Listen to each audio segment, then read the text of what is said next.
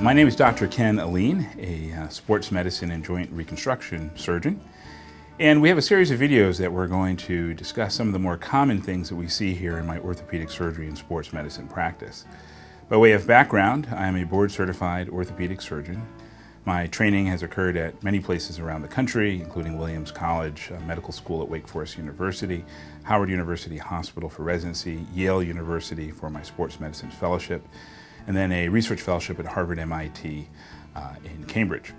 The majority of my practice are problems of the knee and shoulder, and our practice here at Eastern Orthopedics and Sports Medicine ranges from school-age kids to active seniors, professional athletes, collegiate athletes, and Olympic athletes. So we have a pretty diverse practice. What we'd like to do today is discuss a series of the more common things that we see in hopes that it will help to direct our patients in their care to ask the appropriate questions of their doctor and to make sure that they have good information in regards to their orthopedic concerns. One of the more common problems that we see in orthopedic surgery is that of the meniscus. Now, the meniscus may be foreign to some of you, but it is a shock absorber inside the knee, as well as helps to impart stability to the knee. On this model, we can see the meniscus here and here. Inside, the meniscus is called the medial meniscus. On the outside, it's called the lateral meniscus, and those are some of the terms that you may hear your surgeon discuss. Injuries to the meniscus can happen for a myriad of reasons. Some of the more common reasons are sports injuries, other forms of activity such as running, jogging, even playing golf on an uneven surface can injure a meniscus. And sometimes it just happens. When you consider that the average human being takes 1 million steps a year, it's not too surprising that things can happen within the joint. Patients often ask, well, how did I tear it, doctor? And it's not always clear. The bottom line is we have to diagnose your condition, make sure you get the appropriate treatment, and try to return you back to the level of activity that you had previously. The most common places for meniscal injuries are usually in the back of the meniscus, on either side. That area in orthopedics we often call the red-red zone, or the red-white zone, or the white-white zone. Depending on what zone your injury occurs, that often will determine the sort of treatment that you will undergo. Many young people will actually have their injury in what's called the red-red zone, or even the red-white zone.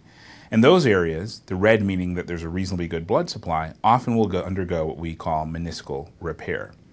Now, meniscal repair can happen in many, many ways. A lot of it's going to be surgeon specific, but generally through an arthroscopic technique. And arthroscopic surgery, if you're not familiar, is generally just 2 small 1/4 to 1/2 inch incisions on the front of the knee where we go in with an instrument, not too much larger than this, look inside the knee and use other instruments about the same size through what we call portals or entranceways in the front of the knee to repair the meniscus. In older patients and patients with injuries in the white-white zone, which are the most common meniscal injuries that we see in practice, those generally just get snipped out, meaning we'll go in with an arthroscopic instrument and just remove the torn piece of tissue. For instance, most professional athletes have injuries in the white-white zone. Michael Jordan, for instance, who was operated on by a friend, had his snipped out. Oftentimes patients will get very concerned if we talk about not repairing it. If it's in the white-white zone or the area where there's very poor blood supply, sometimes it simply cannot be repaired. Now, surgery is not the first option for a meniscus injury.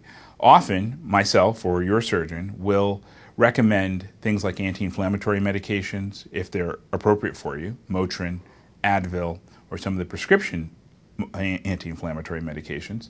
These medications are, though, very helpful, usually aren't for long-term use, and are not without side effects, so you certainly should check with your primary care physician before taking these medications. In addition, we'll often offer physical therapy as a way to help. Now, physical therapy by some patients is often questioned. Well, I can do exercises on my own, but working with a physical therapist is much more than simply exercises. Certainly there are some exercises, and have a therapist instruct you appropriately as to how to do them, but there are other things that therapists offer as well, such as ultrasound, electric stimulation, stabilization procedures and maneuvers for the knee, bracing, shoe inserts. Lots of things that are quite difficult for the average patient to do on their own, which may actually help them to find their meniscus to be less painful. And generally in orthopedics, if the meniscus is not causing pain and not causing you any mechanical dysfunction, i.e. locking or giving way of the knee, we're fine with you going to physical therapy and hopefully returning to your level of activity. If that doesn't work, then often we will suggest the operative interventions that we noted previously.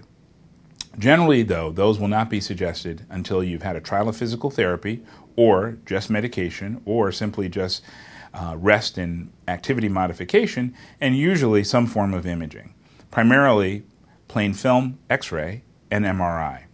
MRI helping us to not make the diagnosis, because a good board-certified orthopedic surgeon, sports medicine physician should most times be able to make the diagnosis without needing imaging. Imaging helps us to confirm the diagnosis and look for any other ancillary or other injuries that may occur in your knee, and in the case of surgery can help us significantly with our surgical planning, which can then allow us to help you to know the most likely outcomes and what you will need to go through for your surgery and after. You know, after the basic arthroscopy of the knee for a meniscus injury, generally we allow our patients to weight bear immediately. Most of my patients, meaning greater than 85 to 90%, don't require any crutches immediately after surgery, and we get them into physical therapy right away. Things like work activities at a desk job can be resumed sometimes within 2 weeks after surgery. Positions that require standing all day, I generally tell patients 3 to 4 weeks and sometimes longer depending on what you need to do. Of course, this is really very individual to your procedure, to the patient and your surgeon. Meniscal repair versus meniscectomy also has a very different time frame and postoperative rehab that you would want to speak with your surgeon about. Now, in discussing postoperative care, most patients will require some form of physical therapy postoperatively. Generally, that's anywhere between 4 to 6 weeks of 2 to 3 times per week of physical therapy, helping to get your knee strong again, regaining your motion, and hoping to return you back to the lifestyle and level of activity that you had before.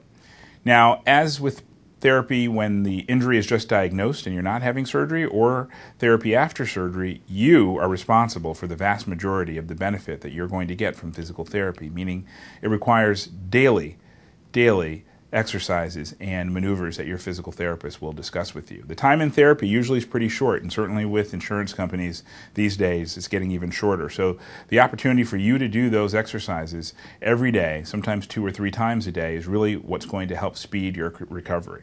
I can do the best surgery in the world, but it's up to the patient to participate with their physical therapist in their recovery and regaining their active lifestyle.